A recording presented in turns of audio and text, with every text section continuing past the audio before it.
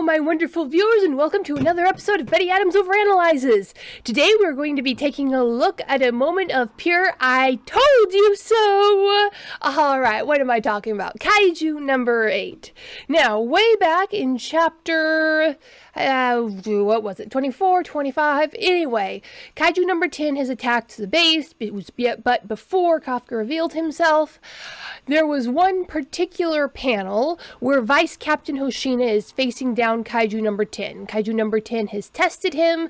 Kaiju number 10's arm falls off. And on the right-hand panel, you have Kaiju number 10 squinting through his one visible eye at Vice Captain Hoshina.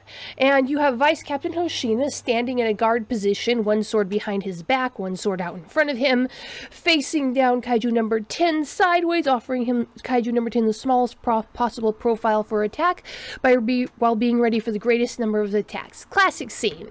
Now, in this scene, his head is at an angle, not quite straight on to the camera, as it were.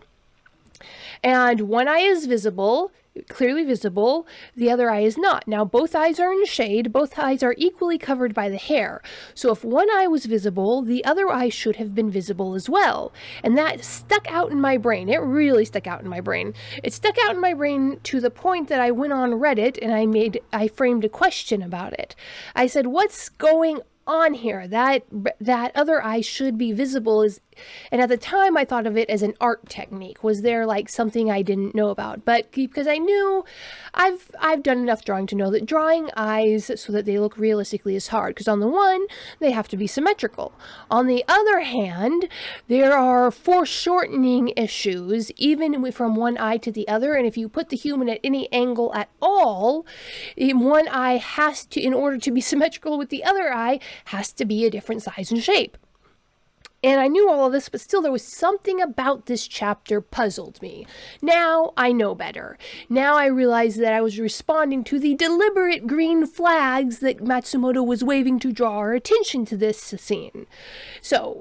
But back then I put it online, everybody said, don't think. Basically they explained very kindly to me that this is an art thing. It saves time not to draw both eyes.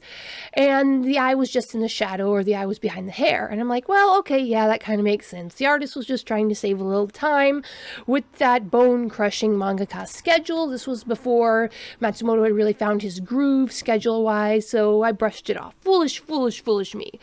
But that was Matsumoto doing what Matsumoto does best. Taking an incredibly common trope in the genre, not showing both eyes in order to save time, and hiding a major plot point behind it. Now, what was that plot point? Let's look at that scene again. Way back in the early 20s chapters on the attack on Tachikawa base. Kaiju number 10 has attacked the base. He has come up to Vice Captain Hoshina, while Kafka was warning Vice Captain Hoshina that a kaiju of intelligence and force of will was going to be commanding the Wyvern Kaiju, and Vice Captain Hoshina says, gotta go, and begins his combat with Kaiju number 10. Kaiju number 10 gives a few testing blasts, which in retrospect, there's just so much to go into here.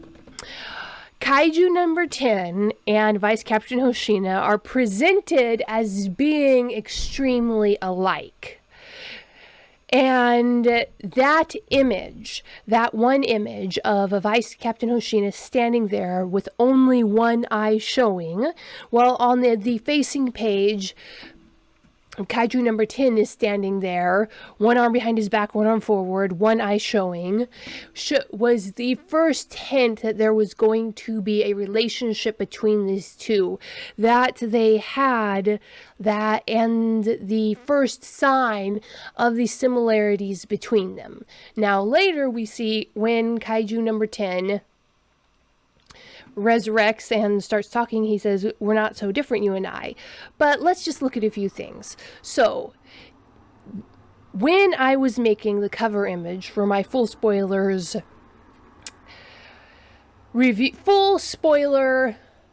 review of chapter 74, I decided to go with two images of Vice Captain Hoshina.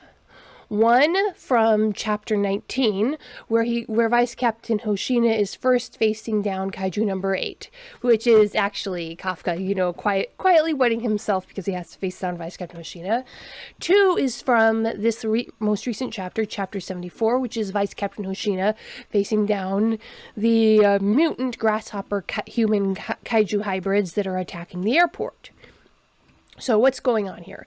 These two images are near perfect mirrors of each other. In fact, I was expecting to have to flip one to make them perfect mirrors artistically, but when I went to put them on the cover, I realized they were already perfect mirrors. In this Chapter 19 photo, you have Vice Captain Hoshina getting ready to attack Kaiju number 8, an unknown super powerful kaiju.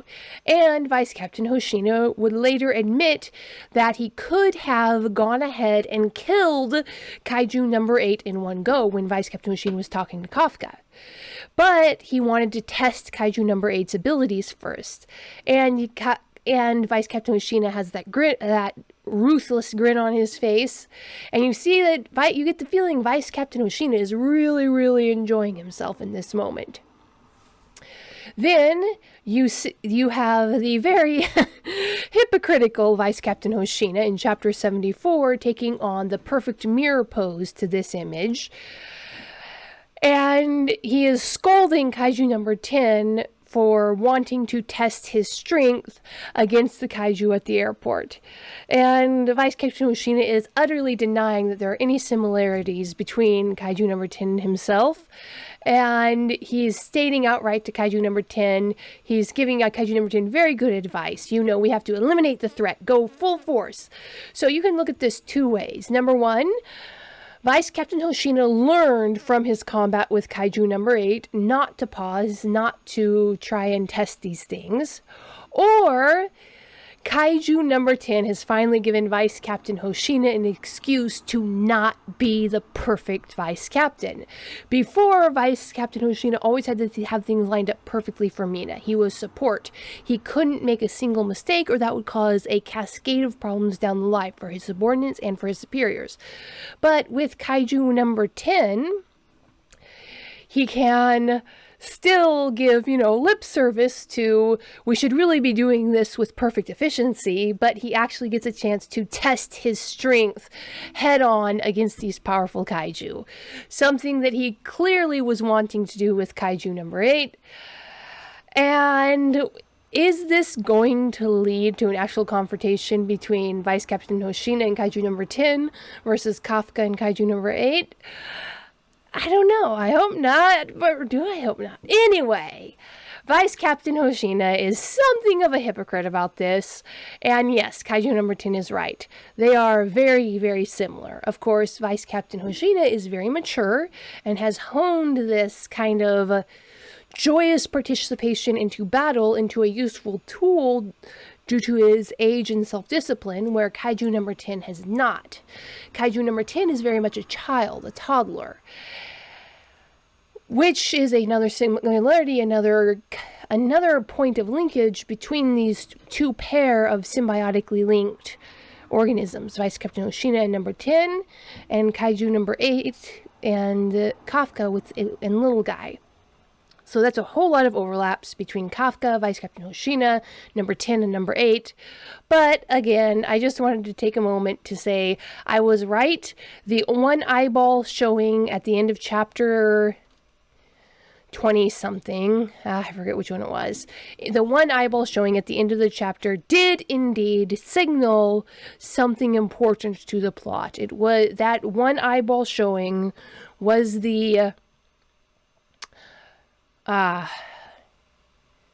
it was a symbolic representation of the relationship that is going to form between Vice Captain Hoshina and Kaiju number 10. All right. So, what do you think? Am I reading too much into that one image, or was it once more Matsumoto hiding his attention from us behind dirt common shonen jump tropes? This isn't even just a shonen jump trope. This is an art trope. But hit that like and subscribe button. Go check out my book, Humans Are Weird, at the links below the video, and peace out, my wonderful viewers.